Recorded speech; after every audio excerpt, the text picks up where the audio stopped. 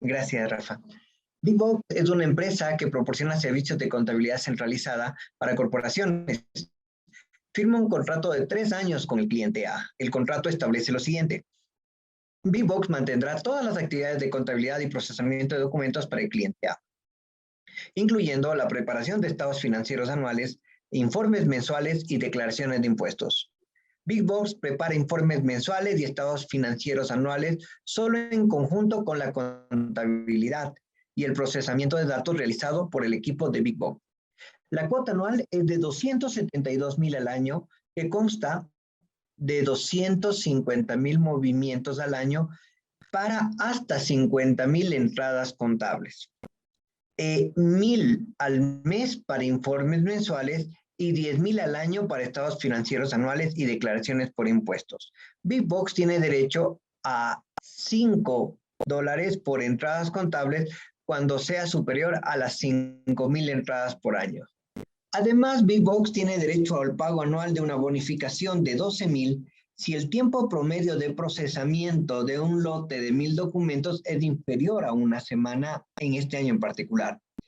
Un análisis cuidadoso de las actividades A del cliente y los registros contables muestra que el primer año de entradas contables se asume en 48,000, el segundo en 50,000 y el tercero en 53,000.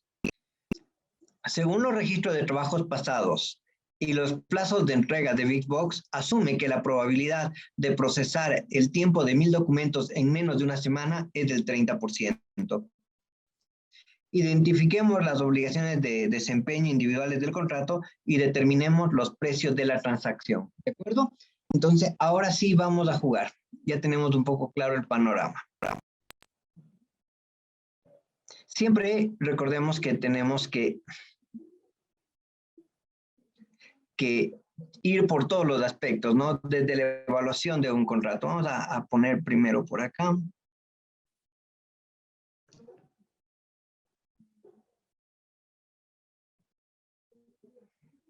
Y tenemos, ¿no es cierto? Entonces, vamos por ahí. ¿Existe un contrato? Sí existe un contrato, ¿no es cierto? Es un contrato escrito. Sí. Es lo primero que vamos a tener. ¿Qué más debemos tener como datos? El tiempo del contrato es de 3 años.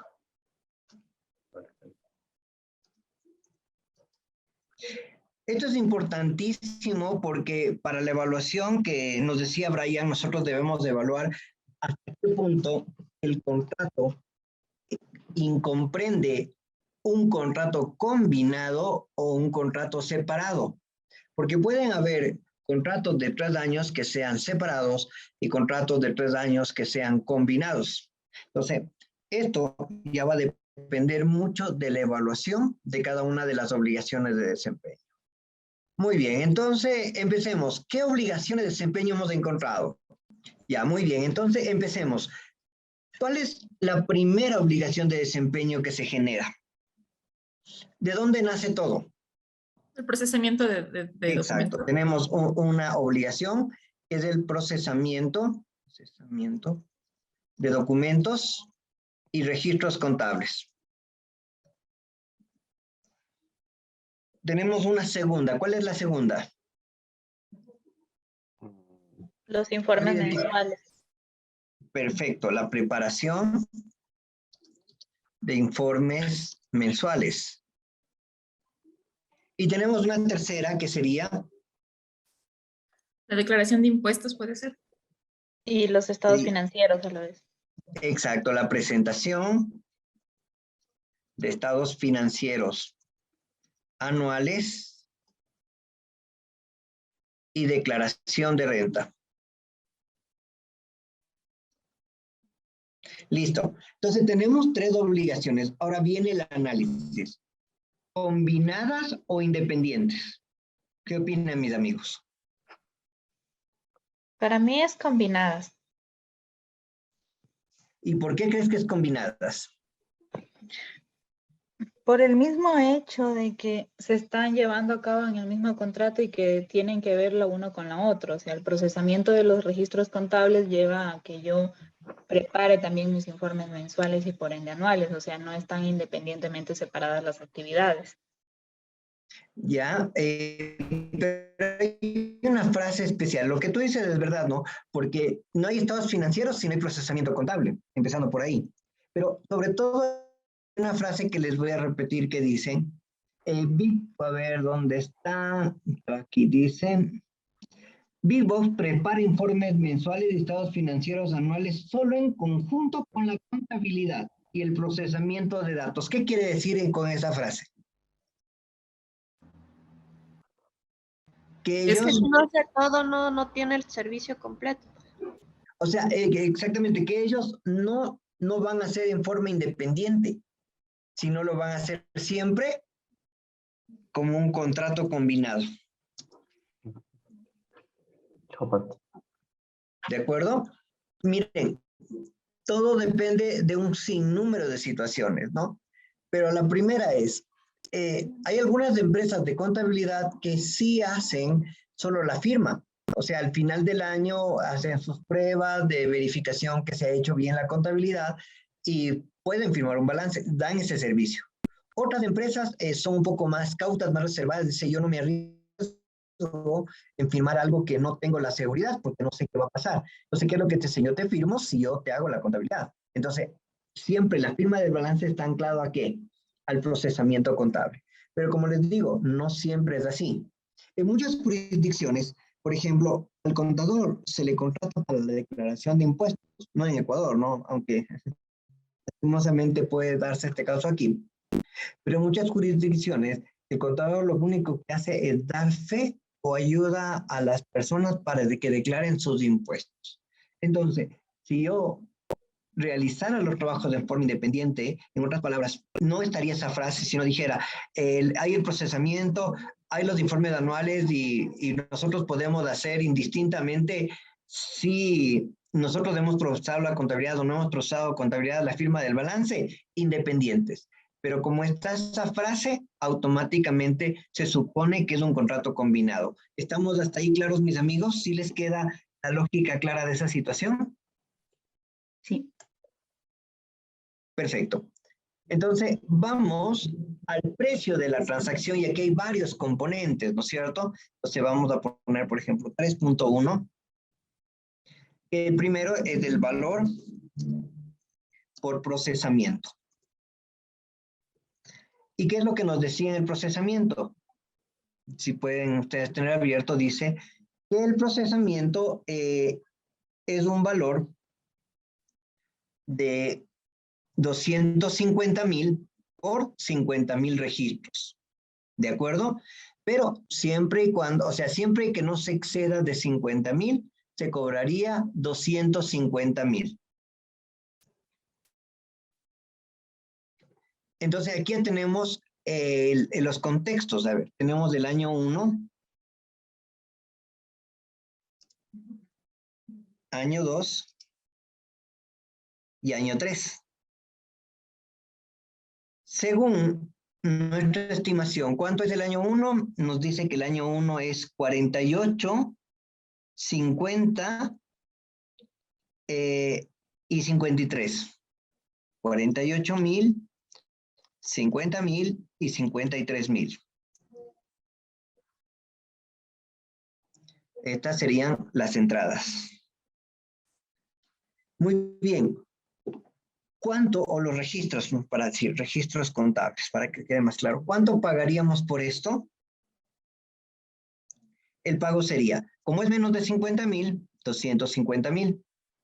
250,000, pero aquí ya cambia, porque en cuanto excedo lo que tenía previsto, en 3,000. Entonces sería una multiplicación, ¿no? 225,000.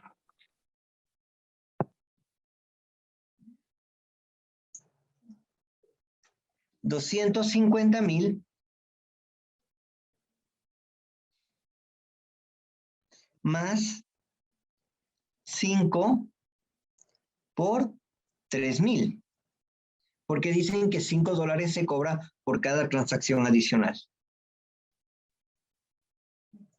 ¿Cuánto sería? 265,000.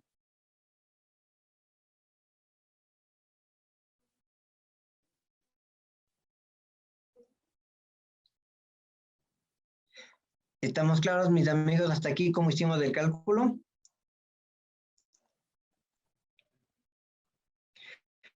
Entonces, miren, y para mí me parece importantísimo. Yo me acuerdo el año pasado, aquí en el Colegio de Contadores empezábamos a discutir que deberíamos tener una tabla referencial de precios, ¿no?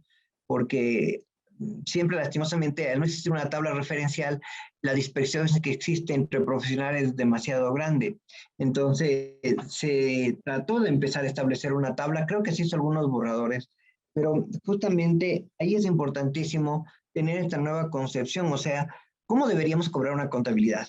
A ti te contratan, lo típico, te contratan una empresa que recién funciona y porque recién funciona le vas a cobrar, te pongo $300. Y a los 3 meses ya tiene una cantidad de movimientos y verdaderamente y empieza el problema de cómo debería yo aumentarle el precio. Y es porque generalmente nosotros no debemos tener unas tarifas flat, sino deberíamos tener una tarifa en base a la cantidad de registros contables. Miren, tal como es aquí. Si es hasta tantos registros contables, te cobro tanto. Si es más, ya te cobraría algo adicional más por cada registro contable. Eso es un nuevo concepto que no he visto mucho en Ecuador que se lo esté aplicando todavía. Pero esto sería el primer elemento. ¿Cuánto es lo que yo estaría recibiendo al final de los 3 años? Estaría recibiendo 765,000. ¿Bien? Voy a poner más bien aquí.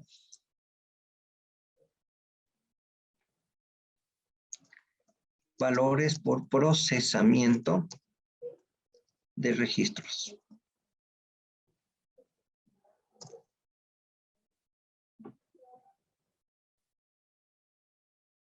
Muy bien.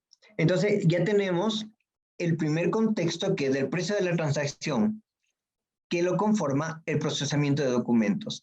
Nos vamos al segundo, que es la preparación de informes anuales. Entonces le ponemos acá 3.2, valor por informes mensuales, perdón, anuales. Listo. Y de nuevo, va a ser 3 años.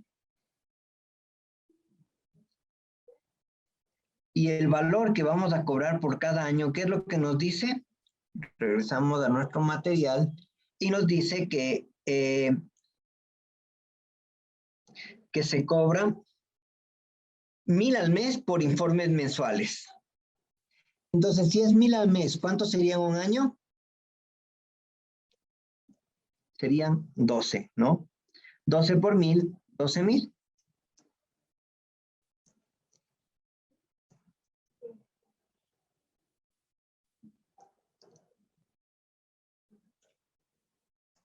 Listo. Ahora ya tenemos el segundo gran valor, que sería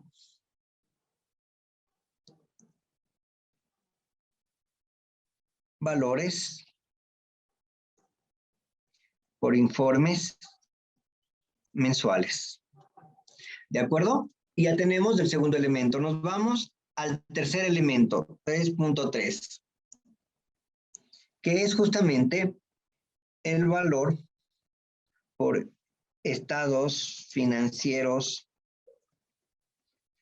anuales y renta.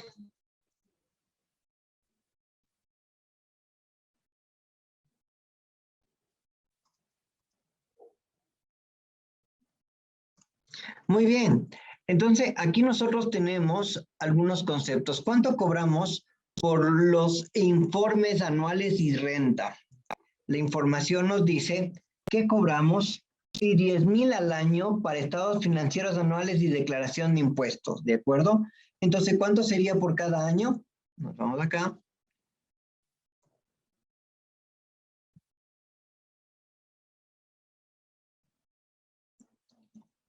Y sería 10,000 por cada año. ¿De acuerdo? Hasta ahí vamos bien, pero falta un último elemento. ¿Cuál es el último elemento que nos falta? El bono. El bono de desempeño. Aquí yo esperaba que me hagan una pregunta, pero nadie me hizo una pregunta. Y la pregunta sería,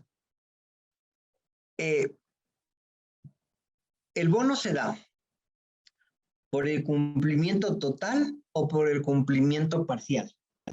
¿Qué quiere decir esto? Que puede ser, si yo llego a esa meta, durante todos los meses, tú vas a recibir, solo si llegas todos los meses a esa meta, los $10,000. Esto sería una alternativa. Y la otra alternativa es, solamente te voy a pagar de los meses que tú hayas llegado a la meta. Entonces, hay dos alternativas que nosotros deberíamos analizarla para poder definir cuál sería el mejor camino. Entonces, aquí, ¿qué es lo que vamos a hacer? Vamos nuevamente. Tenemos los 3 años, ¿no? Vamos a poner las dos posiciones. La una, que tengas derecho a la parte proporcional, y la otra, que no tengas derecho. Eso ya dependerá de qué, de la evaluación contractual. Entonces, yo tengo el año 1. ¿Cuánto es lo que me dicen que me van a dar si tengo derecho? 12,000.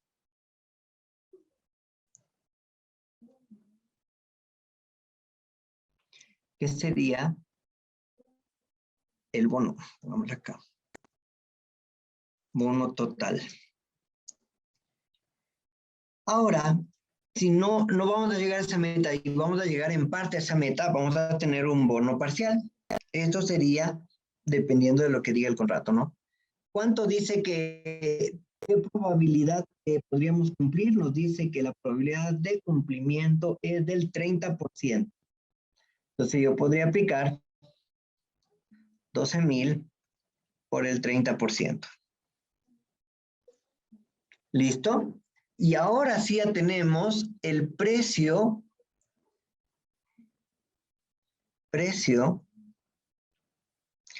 contractual con bono o precio contractual sin bono. Entonces, con bono es muy cerca, sabemos que sería la sumatoria de todo esto. 10,800 más 30,000 más 36 y más 765. Y si es sin el bono, omitimos solamente el bono. 30 más 36 más 765. Y estas serían las dos respuestas que podríamos haber tenido. ¿De acuerdo? Entonces, hemos calculado el precio del contrato, ¿no?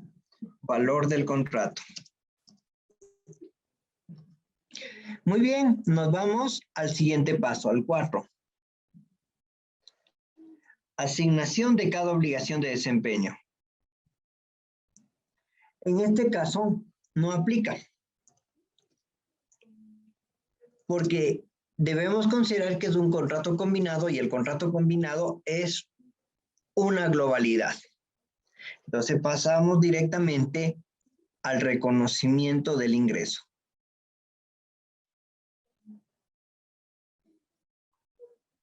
Y dentro del reconocimiento nosotros vamos a tener un reconocimiento de un valor mensual. Entonces miren la gran diferencia. O sea, no me importa, como fue combinado, ya no me interesa que unos meses tenga más flujo que otro, sino lo que debo reconsiderar es que debo distribuir proporcionalmente esto entre los 36 meses.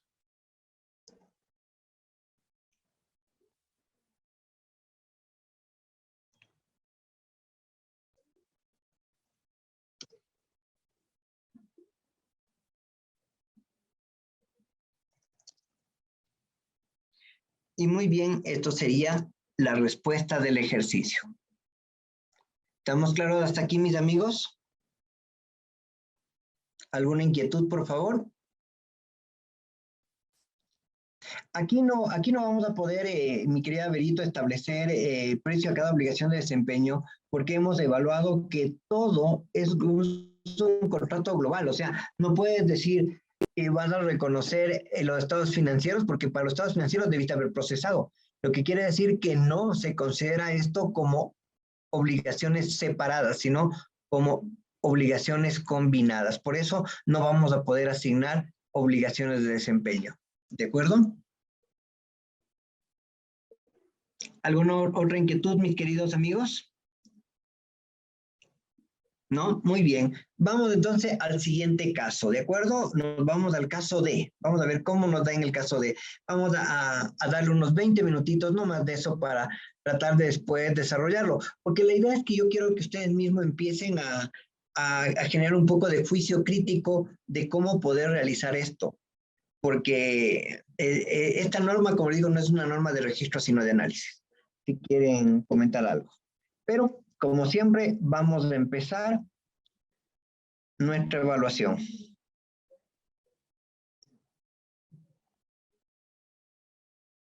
Listo, entonces, ¿existe un contrato? Sí existe un contrato, ¿no?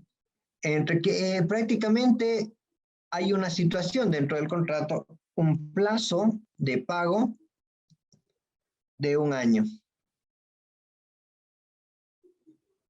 ¿Qué más tenemos en la evaluación del contrato? Tenemos... Una inquietud. Aquí Claro. con el tema del contrato, no es como que hay un contrato firmado como tal, solamente hay la confirmación por correo electrónico. ¿Deberíamos tomarlo como un contrato tácito o...? No, es escrito porque si tienes un documento. O sea, el contrato escrito es aquel que tiene una... Bueno, habría algunas situaciones que habría que analizarlo, ¿no? Porque en el correo muchas veces te pueden pedir que des la confirmación. Entonces, el hecho de que tú estés dando la confirmación ya estaría considerado como una aceptación del contrato, ¿no? Otras, puede haber en este mismo correo un tácito en el cual te envían ese correo, pero tú simplemente no le respondiste nada y después sigue la negociación. O sea, puede haber un sinnúmero de alternativas. Y yo personalmente al correo electrónico sí le establezco como un contrato escrito. ¿Por qué? Porque yo tengo una evidencia escrita para poder demostrar en cualquier situación. Ese es el concepto que manejo generalmente. Listo. Teníamos una situación, el precio de contado decía que era de ¿cuánto? Si ustedes se dan cuenta, decían que era de 32,000, ¿no es cierto? Y el precio financiado era de 33,000. Perfecto. Muy bien, ahora vamos. ¿Qué obligaciones de desempeño existen? A ver, ¿cuáles identificaron ustedes? La primera, ¿cuál sería? Los camiones. Camiones. Camiones. La primera es el ingreso Venta de camiones. por la venta del camión. ¿Y la segunda? ¿Quién identificó la segunda? No sé si sea la de la penalización. ¿La qué? Refinanciamiento. No les entendí. Los intereses de financiamiento. Lo de intereses, muy bien, es el componente de financiamiento.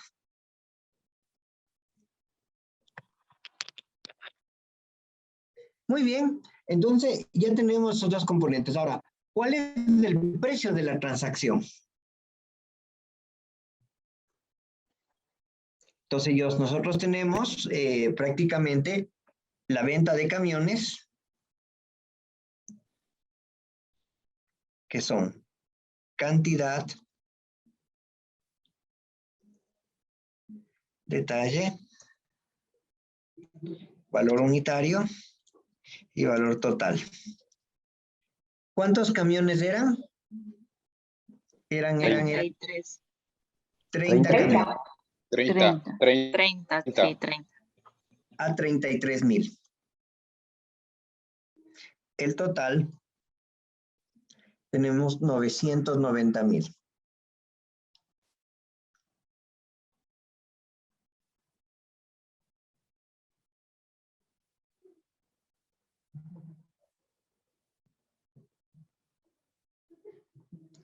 Listo, entonces miren cómo vamos desenrollando toda la aplicación de la norma en forma general, ¿no? ¿Qué es lo que hemos encontrado ahorita? Acuérdense que es el precio de la transacción es del precio final y lo voy a pagar 33 porque Roberto nos decía 32, no, 32 era el precio que hubiese sido de contado. Pero como no es de contado, me van a cobrar 33 de lo que yo acepto. Entonces tengo 990,000. Perfecto. Ahora, cuarto, ¿qué es lo que tenemos como cuarto? La asignación de la obligación de desempeño. Muy bien, ¿cuántas obligaciones de desempeño tengo? Dos. Ya, exacto. Nosotros tenemos estos dos, ¿no es cierto? Ingreso por venta de camión y componente de financiamiento. ¿Cómo puedo encontrar el componente de financiamiento? La diferencia entre contado y crédito.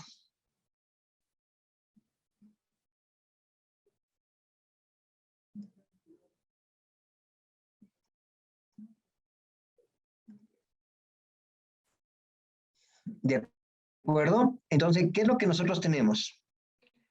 30 camiones que hubiéramos comprado a 32,000 o 30 camiones que compramos a 990,000. Entonces, ¿cuánto es el componente de financiamiento?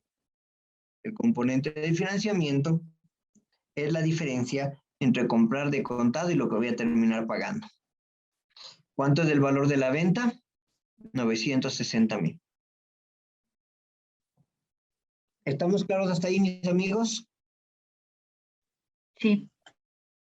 Ya, muy bien. Alexi, una pregunta. ¿Es necesario hacer esta discriminación del crédito y contado como componente de financiamiento? Porque yo lo vería como que esos $1,000 adicionales por camión es un ingreso más operativo, ¿no? Después, al ponerlo como componente de financiamiento, yo lo percibo como que sale del tema operativo. La norma te exige cuando sea mayor a un año. O sea, cuando es mayor a un año es obligatorio. Cuando es menor a un año, tú puedes acogerte a una solución práctica de omitir esta situación. Entonces va a depender del plazo. Eso es el tema puntual. Perfecto. Muy bien. Entonces ahora vamos al 5, el reconocimiento del ingreso. Y aquí es donde, ¿sí? ¿Alguien a ustedes sí, hasta aquí sí tiene igual de lo que hicieron en los grupos? ¿Sí les cuadró o no les cuadró hasta aquí? Sí. Listo. Veamos si la parte final les da cuadrado. Aquí había una pequeña cascarita. Vamos a ver. ¿Cuánto recibo de dinero del 50% de anticipo? Yo recibo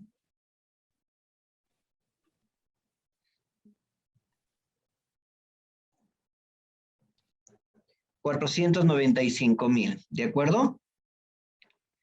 ¿Cuánto es el financiamiento recibido? Financiamiento recibido serían los otros 495,000. Pero aquí está oculto estos 30,000 del costo de financiamiento dentro de estos 45, de 495. ¿Qué tengo que hacer? Encontrar el ATIR de financiamiento. Entonces nosotros vamos meses.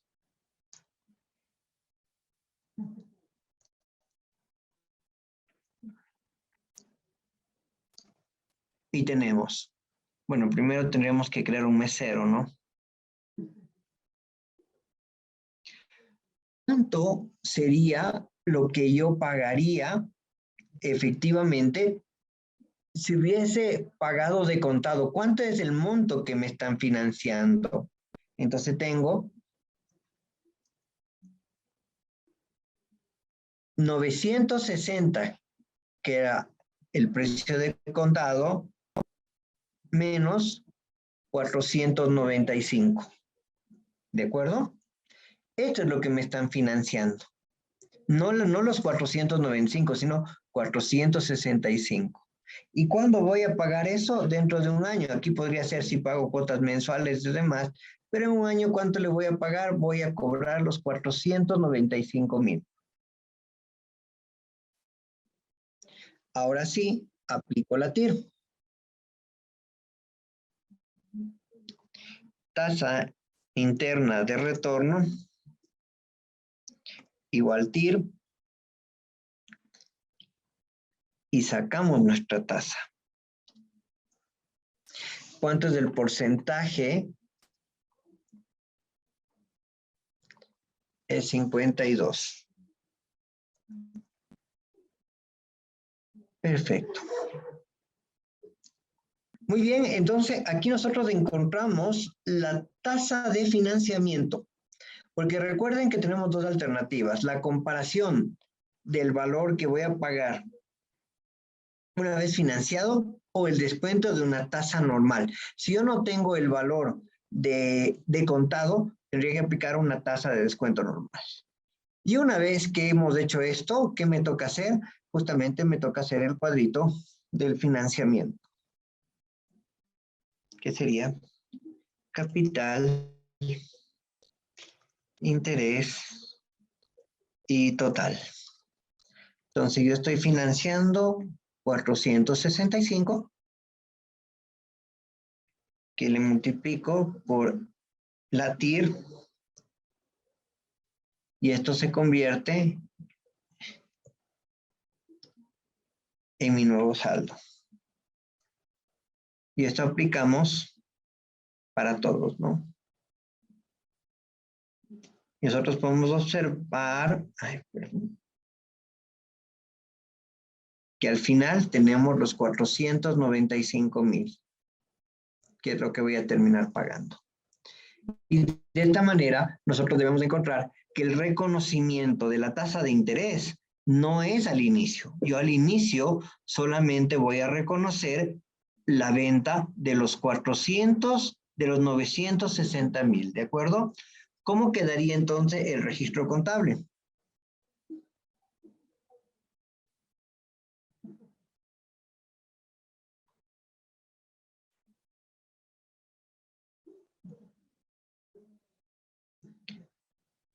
Listo, entonces yo cuando realizo la venta voy a tener efectivo, que voy a recibir el efectivo por los 495,000. Ojo, aquí ya es la recomendación, aquí ya depende en cómo quieran ustedes trabajarlo. Yo lo trabajo de la siguiente manera. Le pongo la cuenta por cobrar por la totalidad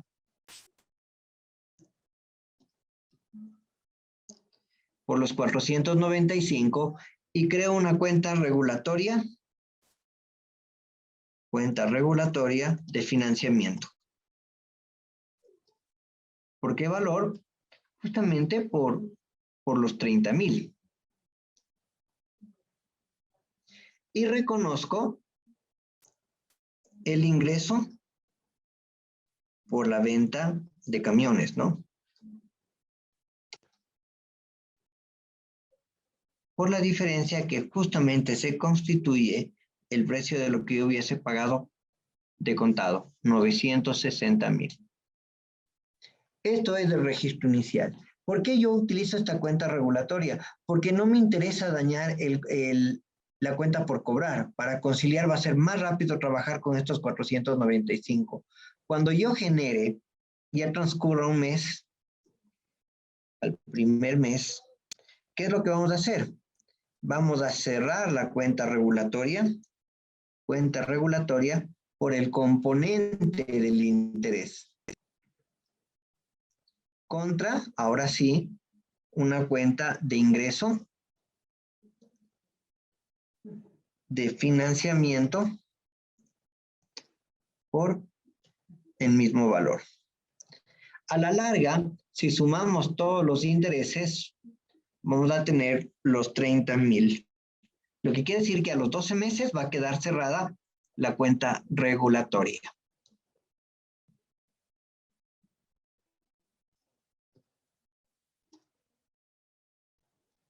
Listo, mis amigos. ¿Está claro? ¿Alguna inquietud, por favor?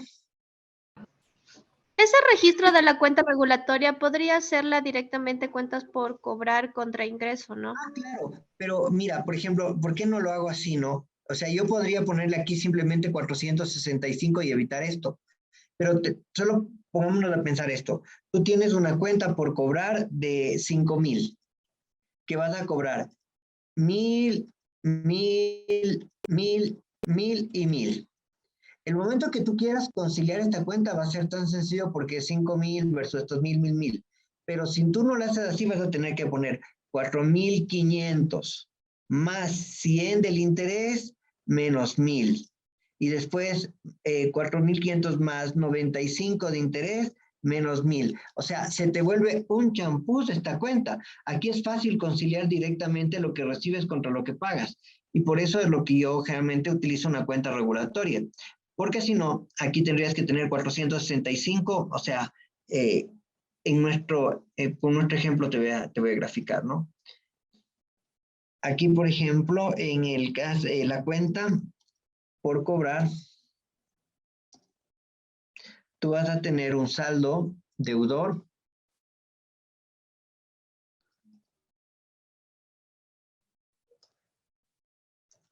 de 495.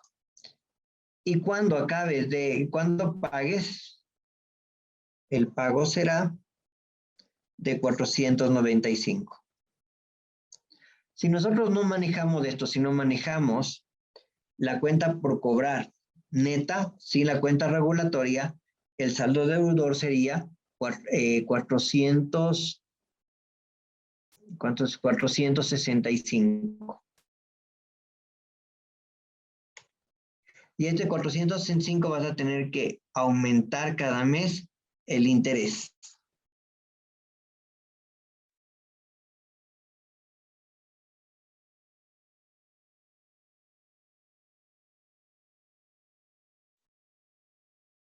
A la larga, aquí vas a tener el pago, que son los 495,000. Si tú quieres conciliar la cuenta por cobrar, ¿en cuál de los dos mecanismos te va a ser más sencillo? No sé, ahora esto multiplica por todas las transacciones que tengas, porque no vas a tener una sola transacción. Entonces vas a tener N cantidad de intereses, N cantidad de valores, por eso yo siempre trato de tener una cuenta regulatoria. Ese es el motivo, no sé si me captaste la idea. Sí, le entendí. Listo, perfecto. ¿Alguna otra inquietud, mis queridos amigos? ¿No? Entonces, vamos al siguiente, ¿de acuerdo? Yo tengo una consulta. Claro, pues dime. En el caso contrario, ¿no? Del comprador, este interés se va registrando mensualmente, en cambio, a un Un gasto, claro. gasto y contra una provisión o directamente contra la cuenta por pagar. Directamente contra la cuenta. Lo mismo, o sea, lo mismo puedes hacer al otro lado. Puedes tener una cuenta por pagar con una cuenta regulatoria. Ahora, en la práctica, la verdad, tratan de que el sistema mismo se encargue de llevar estos controles, porque es bien engorroso hacerlos de una manera manual, ¿no? Pero este es el procedimiento como se debería reconocer. Ahora, verdaderamente debemos entender que son muy pocas transacciones las que se aplican el componente de financiamiento, porque díganme cuántas veces vendemos para cobrar en más de un año. Entonces, es muy poco, relativamente es poco, pero si es de más de un año es porque eres una relacionada, porque es una transacción un poco especial, pero obviamente que tiene su cierta implicación el tratar de llevar un control del financiamiento. Porque el financiamiento no se genera en el momento de la venta, sino se va considerando conforme va transcurriendo cada mes. Ya, me surge la duda porque yo tengo justamente un caso de la compra de un vehículo que fue a más de un año, entonces como son amigos y todo, entonces llegaron al acuerdo de pagar cuotas mensuales de $600 y esto es por más de un año. ¿Ya? Entonces, por ejemplo, si el auto costó $40,000, al final con las cuotas que yo voy pagando, termino pagando como, creo que es $10,000 más o menos, pero a mí me facturaron solo 40,000. Ya, pero sabes que tienes una solución práctica. Acuérdate que esta norma es contrato con clientes. La propiedad, cuenta y equipo generalmente es una transacción que no se puede ser considerado un cliente directamente. O sea, podrías manejarlo aparte, porque esto es la norma de ingreso de contratos con clientes. Ya. O sea, pero obviamente si quieres dar más transparencia y quieres complicarte un poquito, esto sería lo más lógico. Sí, solo que yo, por ejemplo, como, claro, yo tengo mi cuenta por pagar, que son cuotas mensuales, y yo estoy registrando un gasto contra una provisión, y que no sé si está correctamente. El gasto contra una provisión, no, deberías registrar el gasto contra la cuenta por pagar. Porque te pongo un caso, el carro costaba 20,000, vamos a poner ya, pago la mitad 10,000 y los otros 10,000 voy a pagar con cuotas mensuales de $1,000, por poner un caso. A la larga vas a terminar pagando 12 y solo debías 10. Entonces, haces tu cuadro de tu tabla de amortización y ¿qué es lo que vas a tener que hacer? Aumentar esa cuenta por pagar que tenías inicialmente en 10 para que llegue a los 12. O sea, en vez de utilizar la cuenta de provisión que utilizas, deberías utilizar la cuenta del pasivo que se liquidará al momento de pago. Ya lo entendí. Muchas gracias. Ya, Irene. ¿Listo, mis amigos? ¿Alguna otra inquietud más? Entonces, nos vamos. Hasta ahí tenemos los ejercicios, ¿no es cierto? Que les proporcioné a ustedes. ¿Estamos de acuerdo? Bueno, yo ahorita por virtud del tiempo, aunque me hubiera gustado que ustedes hagan más ejercicios porque deben afinar un poco el análisis, porque ustedes vean que son muchos análisis los que tienen aquí.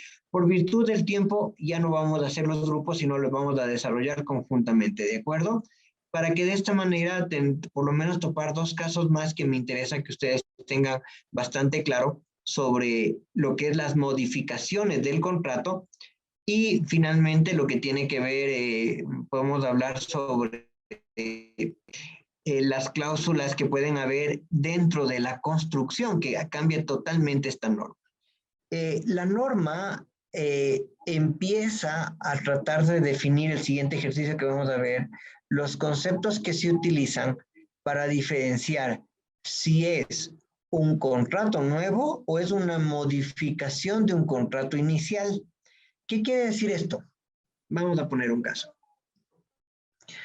Yo construí un edificio y al construir el edificio, cuando estoy en medio de la construcción, me dice, mira, me están exigiendo que cree un puesto de auxilio para la policía justo en la esquina de mi esto y eso no estaba en el plano. Entonces me dice, yo necesito que tú me ayudes construyendo. Entonces puede venir aquí 2 situaciones, ¿no? La primera que me diga, pero mira, tú estás haciendo el edificio y tú lo haces, es algo pequeño, no me cobres, puedes incluirle dentro de tu costo. Yo le puedo decir, no, es que la verdad sí es materiales y más cosas, entonces yo no te puedo incluir, yo te voy a dar un precio muy especial. Caso A. Caso B. El momento en el que dicen, tengo que construir, digo, muy bien, entonces yo, en mi metro de la construcción que te he cobrado normalmente es de $600, si son 20 metros, 600 por los 20 metros, y eso es lo que yo te voy a cobrar. ¿Qué diferencia ustedes percibieron en los 2 casos? En el primer caso, justamente, están dando ese precio especial, porque ella estaba construyendo el edificio. Lo que quiere decir que no es un nuevo contrato, sino forma parte del contrato anterior y eso sería una modificación del contrato. Mientras, en el segundo caso, como prácticamente estoy cobrando lo mismo que hubiera cobrado cualquier persona, serían 2 contratos independientes. Muy bien, entonces ahora sí vamos a ver este ejemplo que va a clarificar mucho lo que estábamos viendo. Lo que estamos conversando ahorita, perdón.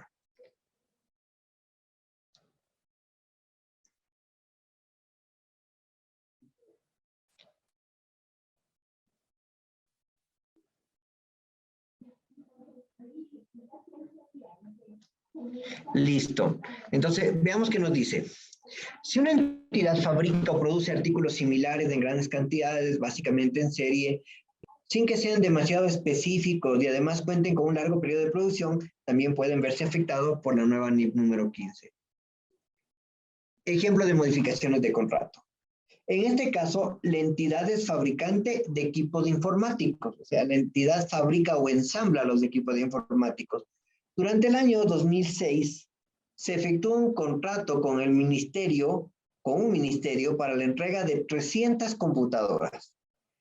El valor total de este contrato asciende a 600,000, es decir, 2,000 unidades monetarias por equipo. Entonces, vamos más o menos tomando en cuenta, ¿no? Son 300 unidades a $2,000 que estamos vendiendo. Pero debido a los trabajos de preparación necesarios, el ministerio se compromete a recibir las computadoras en 3 entregas separadas durante los 3 próximos meses. Es decir, 100 computadoras por entrega. Entonces yo tengo una venta, vendo 300 computadores, pero me dicen, no me entregues de golpe, no tengo dónde colocarle, cada mes me van a entregar 100. Perfecto. Sigamos. Después que se realizó la primera entrega, el ministerio y la entidad proponen modificar el contrato. La entidad suministrará 200 computadoras adicionales, es decir, el total de las computadoras a entregar ahora sería 500. Entonces, de 300 suben a 500. ¿Cómo se debería reconocer la entidad la recaudación de este contrato al finalizar el 2016? Sí, y aquí vienen dos escenarios. Escenario 1. El precio de las 200 computadoras adicionales se acordó en $388, entre 188,000, siendo 109,940 el precio por equipo. La entidad proporciona un descuento en volumen del 3% para la entrega adicional, que refleja los descuentos por volumen que son normales previstas en los contratos similares con otros clientes. Entonces, mira, esas 200 le va a vender en 1940. Escenario 2. El precio de las 200 computadoras adicionales se acordó en 280,000, siendo el valor 1,400 por equipo. La entidad proporciona un descuento del 30% para la entrega adicional, ya que espera que en el futuro el ministerio realice un mayor pedido, pero todavía no existe ningún acuerdo previo todavía. A partir del 31 de diciembre, la entidad ha entregado 400 computadoras, 300 tal como se acordó inicialmente y 100 correspondiente a las 200 computadoras adicionales del contrato. ¿Cuál sería el ingreso? ¿Listo? Sí está más o menos la lógica planteada. Vamos ahora a nuestra hojita en Excel, ¿de acuerdo?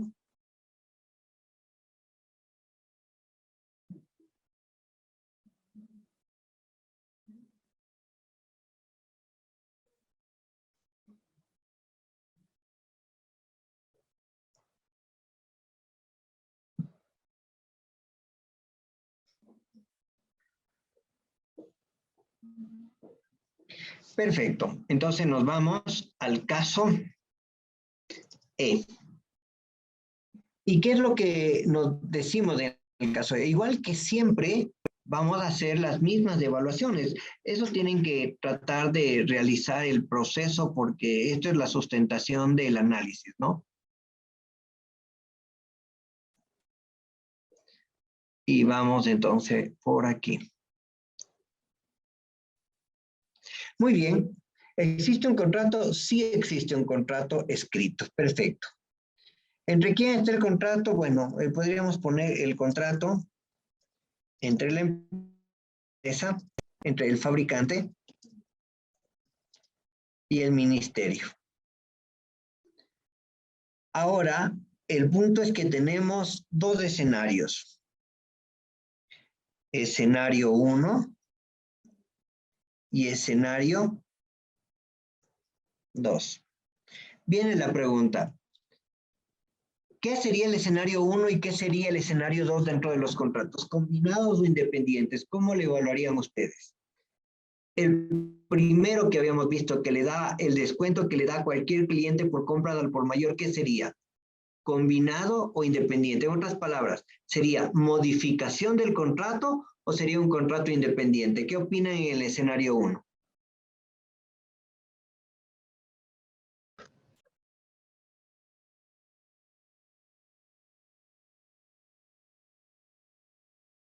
A ver, mis amigos, a ver, creo que ya me escribieron algo.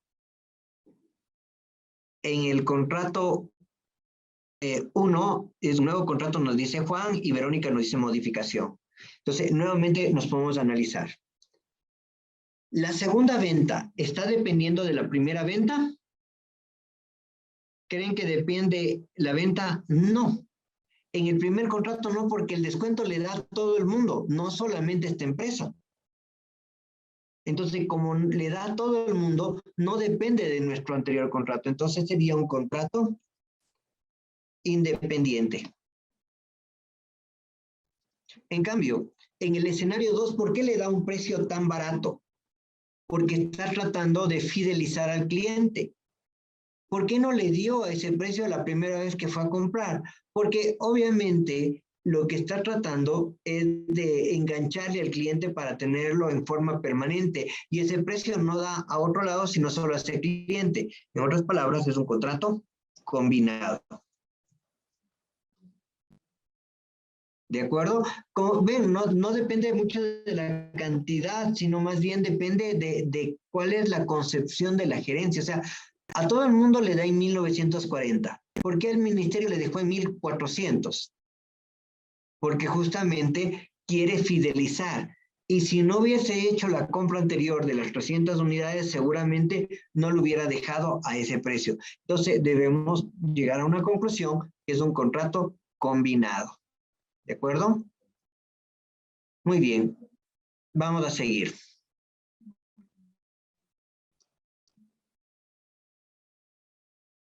Un segundito. ¿Cuáles son las obligaciones de desempeño? ¿Cuántas obligaciones de desempeño tenemos? Solo tenemos una única obligación de desempeño, que sería los equipos de computación. No hay otra obligación de desempeño, no hay financiamiento ni nada. La única diferencia es el precio, ¿de acuerdo? Entonces hay una sola obligación de desempeño. Ahora, el precio de la transacción. ¿El precio de la transacción de qué va a depender el precio de la transacción? Del escenario, ¿no? Entonces vamos a poner primero escenario 1.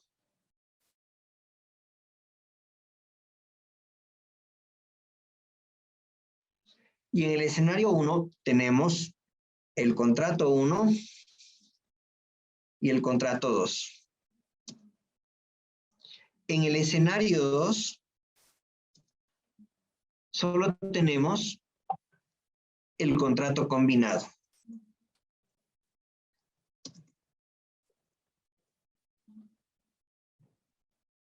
¿De acuerdo? Ahora sí empecemos a tratar de ver cómo son los precios.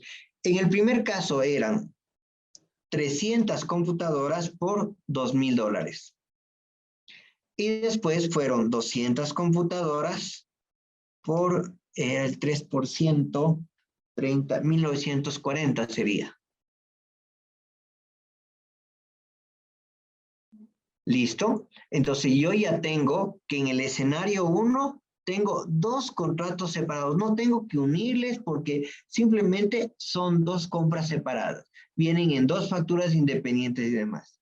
Mientras en el contrato combinado sí voy a tener que unir todo. Voy a tener que unir los 600,000 más el 30% que sería 600,400 por 200.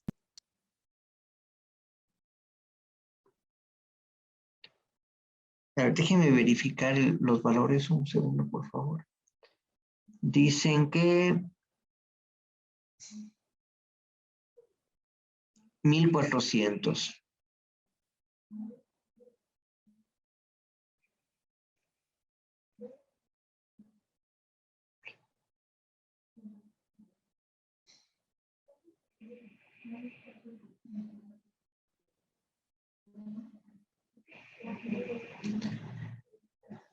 Listo, entonces aquí nosotros tenemos el contrato combinado en el escenario 2, ¿no?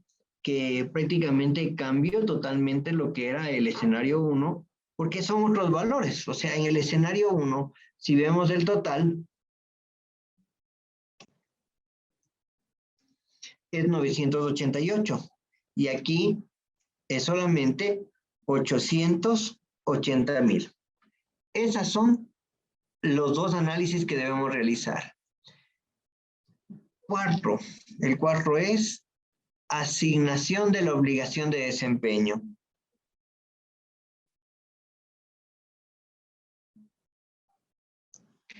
Y en la asignación de obligaciones de desempeño vamos a tener simplemente que aplicar la única obligación que tenemos. El equipo de cómputo, no hay más obligaciones de desempeño.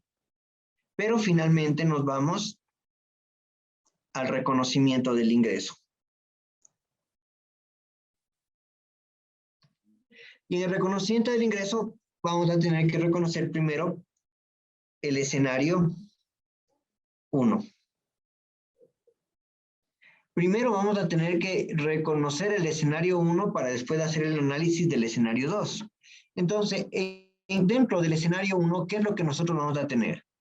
Voy a ponerlo por acá más bien. Tenemos cantidad, detalle, valor unitario y valor total.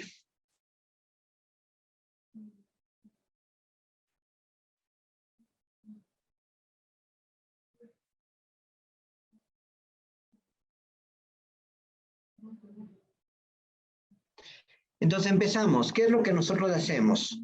Vendemos 300 computadoras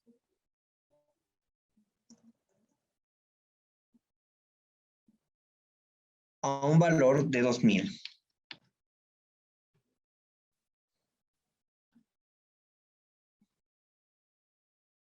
$600,000. ¿Qué es lo que pasa después de esto? Después de esto empezamos a hacer la entrega. Entonces tenemos la primera entrega que vamos a entregar 100 computadoras, ¿no? Ponerle menos 100 computadoras. Obviamente estamos a 2.000 y por ende vamos a tener menos 200,000.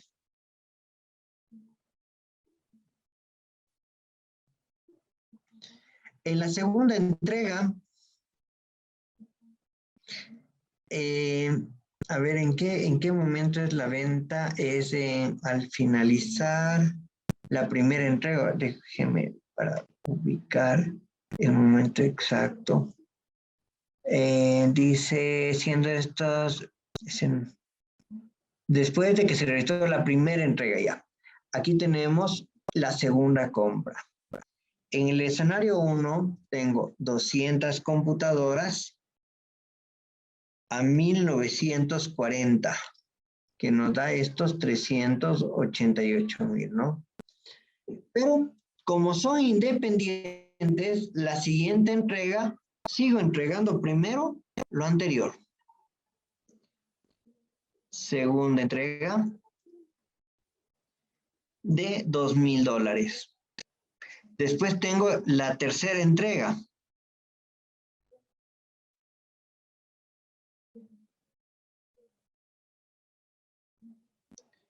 La tercera entrega es de 100 computadoras también de $2,000. La cuarta entrega son nuevamente 100 computadoras, pero ya no hay de las de 2.000 porque eran 310 se entregó, ahora son de 1.940.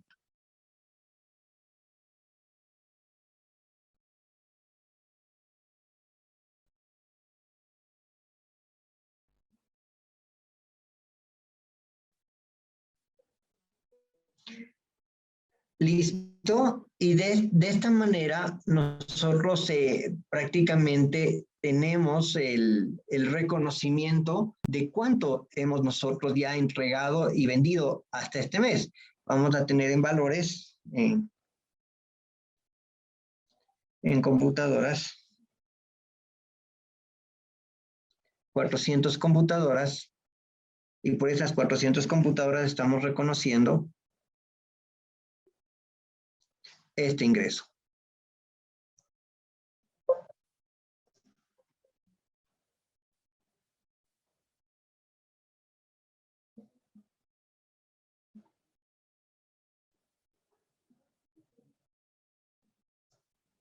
¿De acuerdo? Esto es, puedo poner ingreso a diciembre. Entonces, aquí, como son separados, es como siempre hemos trabajado. No tenemos ningún problema. Ahora nos vamos al escenario 2.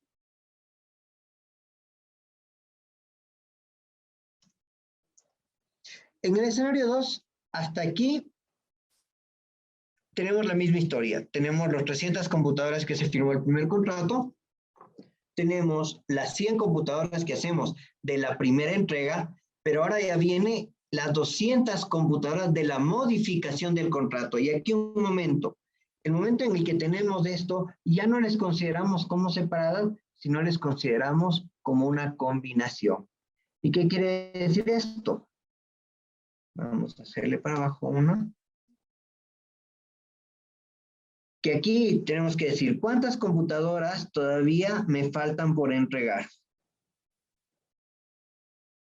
400.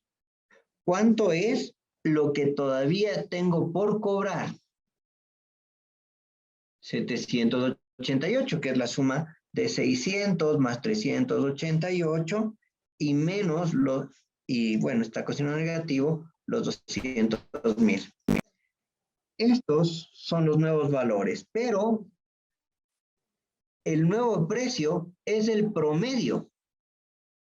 Este sobre este. Este es el nuevo precio que nosotros debemos considerar. Entonces, miren que cambió todo el concepto, porque nosotros vamos a reconocer ahora sobre un nuevo valor, ya no sobre los 2000 ni los 1940. Ah, no, perdón, aquí no era a 1940, era, en el segundo caso, era 1000, perdón, déjenme ver. 1400. Perdón. Listo. Entonces, ahora el nuevo precio en las entregas posteriores ya no tiene que ver ni con la primera factura ni con la segunda factura. Y miren que esto pudo haber sido facturado, sino con el promedio porque es un contrato combinado, lo que quiere decir que será 1700, 1700 y 1700. Hay una diferencia entre un contrato separado a un contrato combinado. Esta es la gran diferencia que tenemos en las modificaciones contractuales. ¿Están claros, mis queridos amigos? ¿Alguna pregunta, por favor?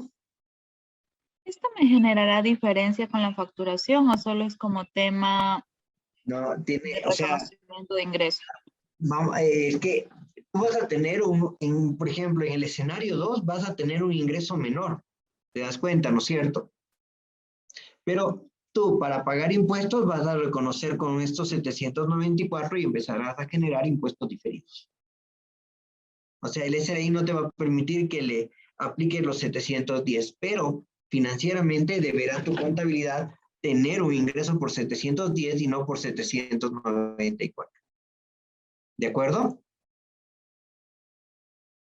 O sea, aquí empiezan los shocks. Ustedes se dan cuenta que es algo que no estábamos muy acostumbrados. ¿Alguna otra inquietud, mis amigos? Si no, para ir al último de los casos que tenemos previsto para el día de hoy.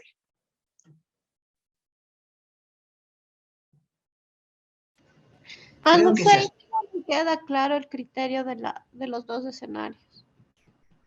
A ver, lo que nosotros debemos primero tratar de definir ¿es un contrato combinado o es un contrato independiente? Es la primera pregunta.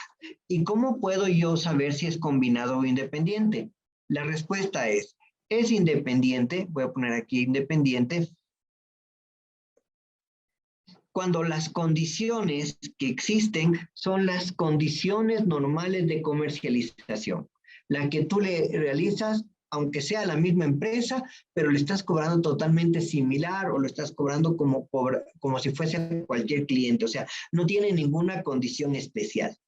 En la mayoría de casos va a ser independientes, pero el escenario 2, que es combinado, como te digo, es cuando existe, combinado, es cuando existe relación del primer contrato con el segundo contrato. ¿Por qué le vende tan barato las computadoras? Porque ya le compró antes estas computadoras y le he dicho, si tú me compras más, te voy a rebajar el 30% para motivar la compra. Pero ese 30% solo se da porque existió un contrato previo que daba esta nueva alternativa. Entonces, aquí nosotros estamos trabajando con contrato combinado. Ese es el análisis inicial que deberíamos tenerlo. ¿Sí te quedó un poquito más claro tal vez? Sí, ya me quedó más claro. Perfecto. ¿Alguna otra inquietud, mis queridos amigos? Si no, vamos al caso F.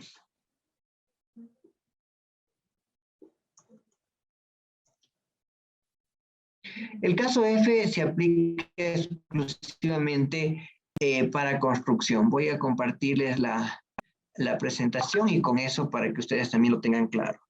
Me permiten un segundo abrir la correspondiente hoja y compartirlo.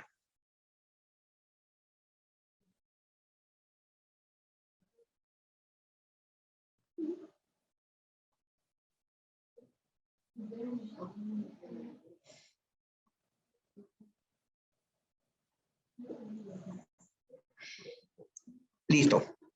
Bienes raíces y desarrollo de la propiedad. En las empresas constructoras es típico que sus contratos con clientes sean de naturaleza de largo plazo. El mayor desafío es decidir si la empresa debe reconocer los ingresos a lo largo del tiempo, o sea, distribuyendo entre los años individuales de construcción o en un punto en el tiempo, es decir, de una sola vez al finalización del contrato. Cuando una empresa no crea un activo con uso alternativo del comprador y tiene derecho efectivo a obtener el pago para el trabajo realizado hasta la fecha, el ingreso se reconoce a lo largo del tiempo. Miren qué interesante. Vamos a aclarar un poquito. Imaginémonos que una persona con capacidades especiales se va a un condominio, ¿no? Y dice, cuando están construyendo, dice, muy bien, yo les voy a comprar a ustedes este departamento, pero yo necesito que me hagan con especificaciones personalizadas. Primero, las puertas deben ser más anchas porque yo ando en silla de ruedas y pueden abrirse abatiente, o sea, tanto a un lado como al otro. Segundo, no van a tener gradas, todo va a ser en rampas. Tercero, los baños van a tener una altura de 1,50 m porque eso me facilita a mí la utilización del mismo. El resto van a poner algún tipo de closet y demás. Entonces, ¿qué es lo que sucede? Yo estoy especificando cómo quieren hacer mi departamento. ¿El constructor va a acceder? Sí, si tiene la seguridad va a acceder. Pero viene la pregunta, si esta persona no me compra, ¿creen que fácilmente podrá venderse con esas especificaciones de otra persona? Sería un poco difícil, ¿no es cierto? No sería tan fácil encontrar otra persona, tal vez con las mismas discapacidades, con las capacidades especiales que tiene, para venderle esto. Entonces, es muy difícil. Entonces, no tiene otro uso alternativo. Cuando nosotros no tenemos otro uso alternativo, el ingreso ya no se reconoce el momento de la venta como era antes. Antes decían, cuando se hace la escritura y la transferencia, en ese momento del ingreso, no. Cuando se crea el activo sin uso alternativo, el ingreso se va reconociendo en la construcción. ¿De acuerdo? Vamos a ver, por ejemplo, cuando una entidad construye o desarrolla un activo de manera específica para el cliente, el cual sería muy costoso o impracticable de transferir a otro cliente, por ejemplo, una construcción con especificaciones altamente personalizadas, y al mismo tiempo el cliente está obligado a pagar una cantidad razonable por el trabajo realizado hasta la fecha. Por otra parte, el uso alternativo se puede lograr mediante el contrato, lo que significa que el contrato impide dirigir a otro cliente. Si el contrato específico no cumple el criterio anterior, entonces el ingreso se reconoce en un punto en el tiempo, es decir, cuando el activo se entrega al cliente. Pero con pequeños cambios en las disposiciones del contrato se puede desencadenar la necesidad obligatoria de reconocer ingresos en un punto específico del tiempo en lugar de a lo largo del tiempo o viceversa. Esto es importante porque requiere la necesidad de realizar un análisis detallado de cada contrato. Miren, todo eso son análisis contractuales. Vamos a ver un ejemplo.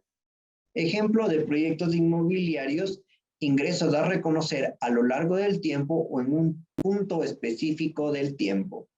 Una entidad construye un conjunto residencial que está compuesto por 50 casas. Las casas tienen un tamaño y proporciones similares. Sin embargo, pueden ser personalizadas según las necesidades de los clientes. La entidad realiza 2 contratos con 2 clientes diferentes, el cliente A y el cliente B. Los clientes quieren comprar apartamentos casi idénticos y están de acuerdo por el precio total de $100,000 por apartamento. Entonces tenemos cliente A, cliente B, van a comprar un departamento en $100,000. El calendario de pago es el siguiente. A la firma del contrato, los clientes pagan un anticipo de $10,000 cada uno. Un año antes de la finalización prevista, la entidad entregará informes de progreso a sus clientes y los clientes deberán pagar $50,000 cada uno. Tras la finalización de la construcción, la propiedad legal de los apartamentos se transfiere a los clientes, quienes deben pagar la cantidad restante de $40,000 cada uno. El periodo estimado de construcción es de 2 años desde la fecha del inicio del contrato. Los contratos con los clientes A y B no son idénticos. Los términos contractuales específicos son los siguientes. No hay términos específicos con el contrato del cliente A, pero el contrato con el cliente B especifica que la entidad no puede transferir o reasignar el apartamento a otro cliente y en cambio el cliente B no podrá dar por terminado dicho contrato. Listo. ¿Cómo deberíamos entonces reconocer este caso? Tenemos el cliente A y el cliente B y lo que tenemos son cláusulas protectivas en el cliente B y sin cláusulas protectivas en el cliente A. Vamos a nuestro hojita en Excel, ¿de acuerdo? Muy bien, entonces nuevamente debemos empezar con nuestro proceso, ¿no?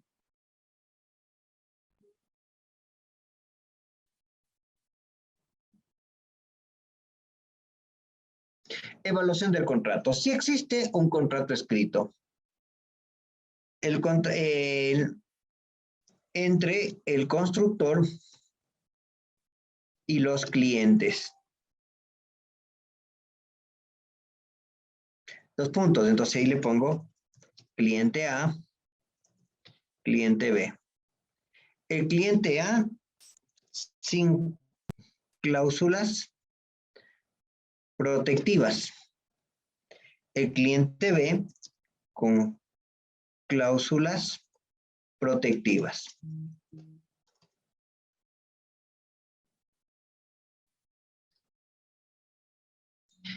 Muy bien, aquí tenemos la evaluación del contrato. ¿Cuál es la obligación de desempeño? También solo tenemos una obligación de desempeño, que es las viviendas del conjunto. Esa es mi obligación de desempeño. El precio de la transacción. ¿Qué es lo que tenemos? Teníamos los 2 clientes. Entonces aquí pongo cliente A, cliente B. Y el precio de la transacción prácticamente es $100,000 en los 2 casos. Nuevamente, poniendo sin cláusulas protectivas y con cláusulas protectivas, ¿no?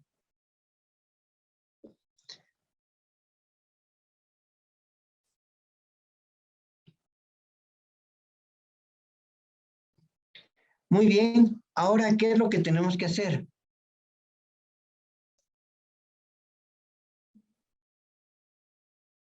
La asignación de obligación de desempeños. Entonces, ahora empecemos a tratar de analizar qué es lo que sucede. En el cliente A, sin cláusulas protectivas, en un punto en el tiempo. En el cliente B, con cláusulas protectivas durante el tiempo.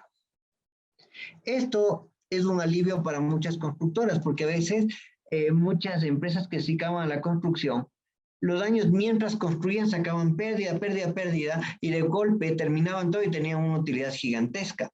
Entonces, aquí si manejan bien el aspecto contractual, podrán reconocer el ingreso no específicamente al final, sino pueden considerar el ingreso durante el tiempo. ¿Mediante qué? La implementación de cláusulas protectivas. ¿Qué es una cláusula protectiva? Una cláusula protectiva es aquella cláusula que te permite asegurar que no se va a romper el acuerdo pactado. Por ejemplo, cuando compramos nosotros la oficina, nuestra oficina, realizamos un anticipo de $50,000 de los 150,000 que costaba, pero yo debía tener la seguridad, porque yo dije, muy bien, yo te voy a dar 50,000, pero como estamos en pandemia, en 6 meses te voy a dar la diferencia cuando saque el crédito en el banco. Pero mientras tanto yo tenía que arreglar, adecuar, construir y demás. Y justamente tenía un poco de temor de qué pasa si a los 2 o 3 meses me decía, te devuelvo los 50,000 y ya me dejaste arreglando todo. Entonces nosotros pusimos una cláusula en la que decía que cualquiera de los dos que se eche para atrás tenía que a más del anticipo reconocer, incluido a más del anticipo tenía que reconocer $80,000 de penalidad. Entonces, si el bien costaba 160 y me pusieron una cláusula de 80,000, ni yo voy a dejar de comprar, ni él va a dejar de vender, porque verdaderamente era una cláusula muy lesiva. Pero estas son cláusulas protectivas para poder proteger los contextos. Si hubiera sido una cláusula de que en caso de que una de las dos partes decía no vender, se devolverá el dinero más $2,000 de sanción, yo en cualquier momento podría dar por terminado el contrato porque no pierdo nada. Una cosa es perder 2,000 y otra cosa es perder 80,000. Eso es el concepto de cláusulas protectivas. Entonces, vamos a empezar a ver cómo es la diferencia entre el cliente A y el cliente B en las transacciones, ¿de acuerdo? Si tienen cualquier pregunta, con gusto, ya saben, las pueden realizar en cualquier momento. Y empezamos. Vamos a ponerle acá. Cliente A.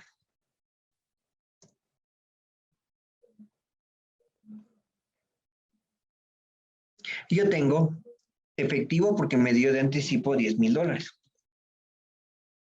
contra una cuenta de pasivo que puede ser anticipos por los $10,000. Listo. En el cliente B, la primera transacción va a ser idéntica, no va a cambiar en nada.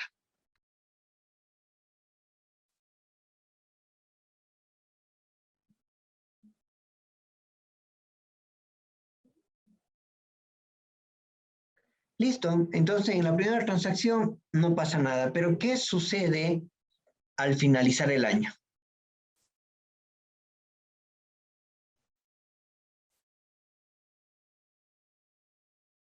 Tengo que dar otro anticipo, ¿no?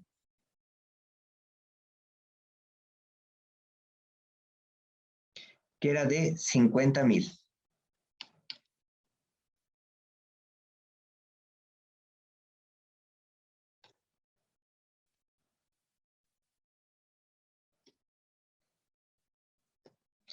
Carambas.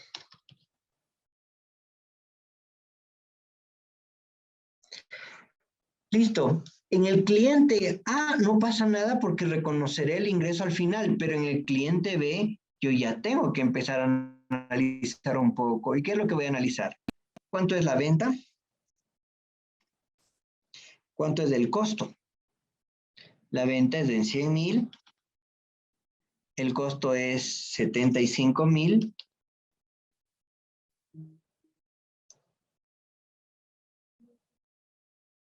Y aquí automáticamente volvemos a aplicar. Si yo dice, en la teoría que estábamos viendo, dice que tengo avanzado 40,000,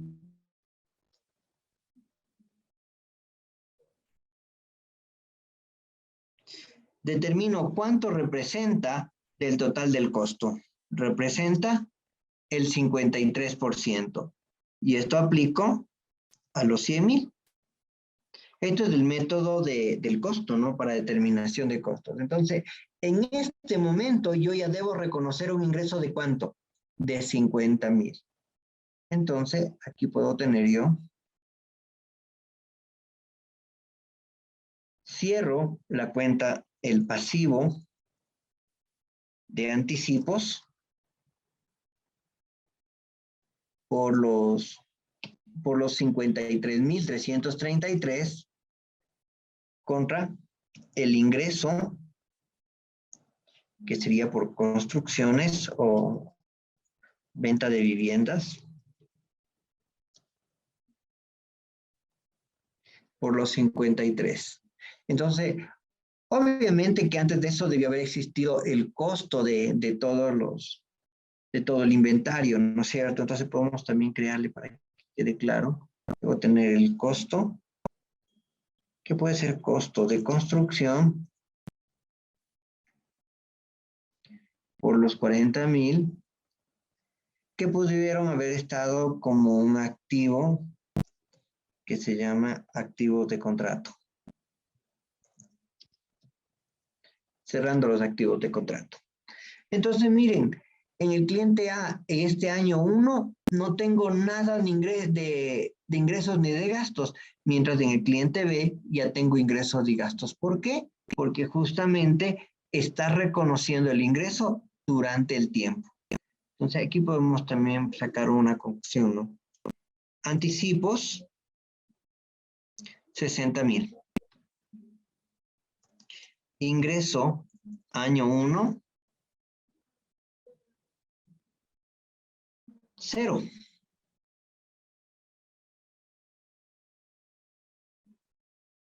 En el otro caso,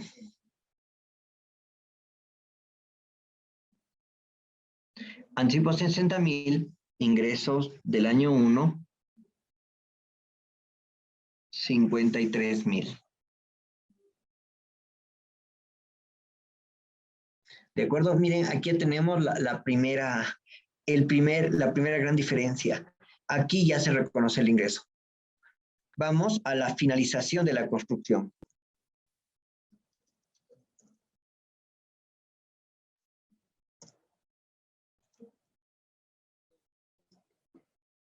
¿Qué pasa al finalizar la construcción?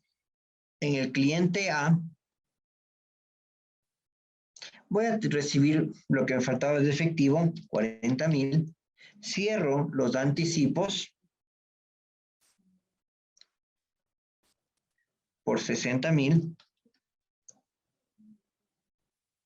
Y justamente acá tengo el ingreso, que sería venta de viviendas.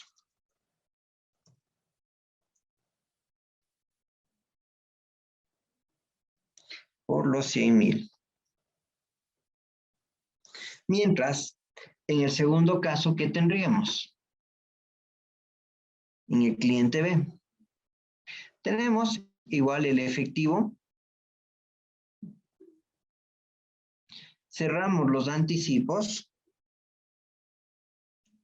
Pero ya no tengo un anticipo de 60, sino solamente tengo un anticipo de la diferencia entre 60.000 y los 53 que lo utilicé, 6.600 y pico. Por ende, la diferencia, voy a tener un ingreso de viviendas por 46.000.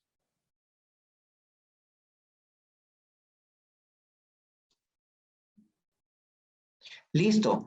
Ahora, ¿qué es lo que sucede? Y obviamente aquí voy a tener el costo de la construcción. Tengamos esto listo.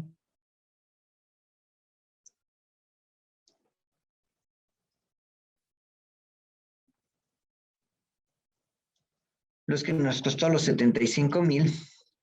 Contra puede ser un inventario.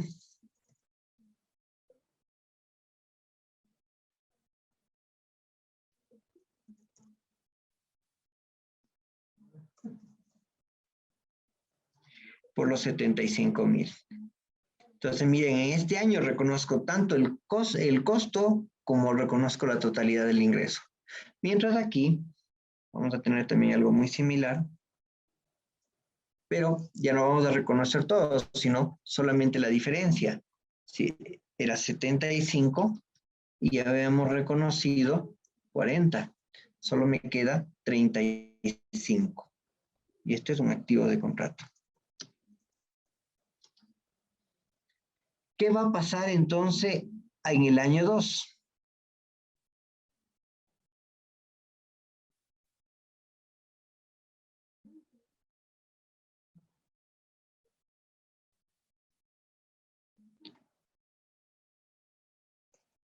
ingreso año 2.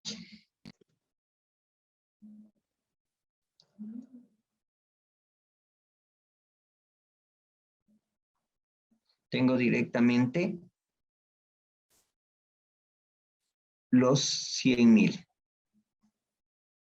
Ya no hay anticipos, mejor esto le quitamos. Mientras el ingreso en el año 2, en el segundo cliente, solo va a ser la diferencia, que es 46. A ver. Tengo ventas de vivienda por 53 y en el primero, y este por 46.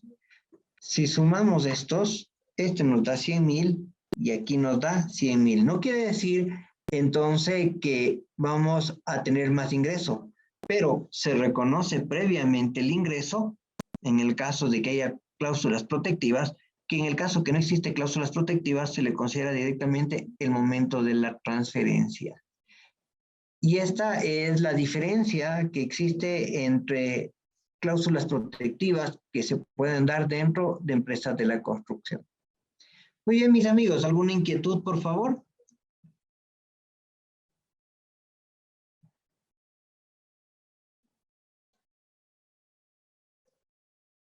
Ya me están asustando, ¿no? Se quedaron, no me están hablando. Como dicen, ¿o entendieron todo?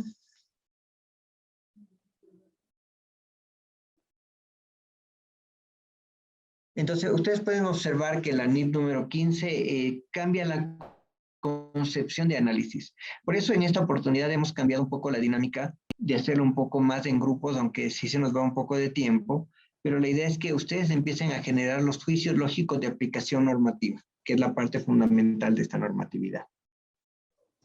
Por ejemplo, en el tema de la construcción de departamentos, cuando se vende o se están construyendo, hay el tema de la recepción de la reserva, que no asegura el 100% que se le vaya a vender el departamento a esta persona, porque muchas veces hay devoluciones.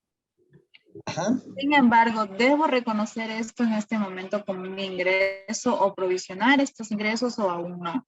Porque por lo general lo que se maneja es que el rato que se le entrega al departamento, se reconoce el ingreso, o al menos así se lo ha venido manejando. Claro, todo va a depender de las cláusulas protectivas. Esa es la respuesta puntual. O sea, generalmente no utilizan cláusulas protectivas los... Justamente eso le iba a decir, que no hay este tipo de cláusulas, o sea, simplemente se dice que se va a comprar tal departamento a tal precio y las condiciones generales, o sea, normales, pero no hay como que una multa que me le obligue tanto al comprador a pagarme y a comprarme el departamento, ni a mí como vendedora a cumplirle, por así decirlo.